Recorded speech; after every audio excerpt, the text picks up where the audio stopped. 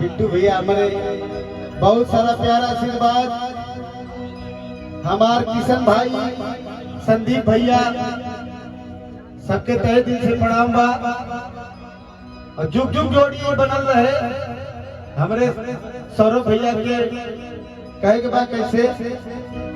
किससे दिया के रोजे रोजे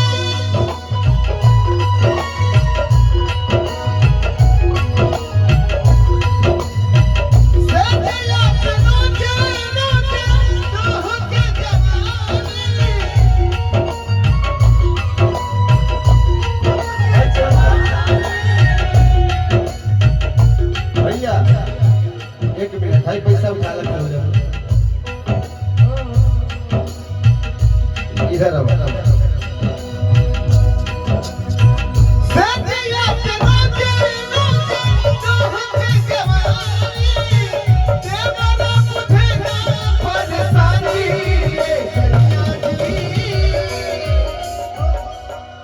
राजा जी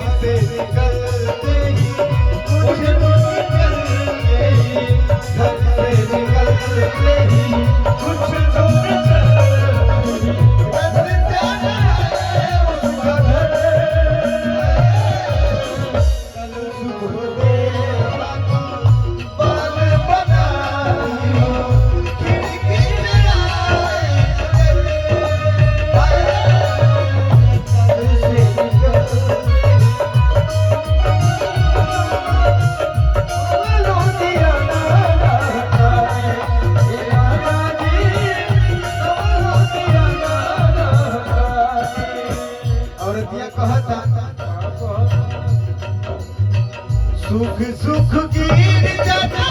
लीला से पिंदिया, सुख गिर जाता लीला से पिंदिया, सुख सुख गिर जाता लीला से पिंदिया, काटनिया ताने से दिया नहीं पिंदिया, काटनिया ताने से आवे नहीं पिंदिया, सुख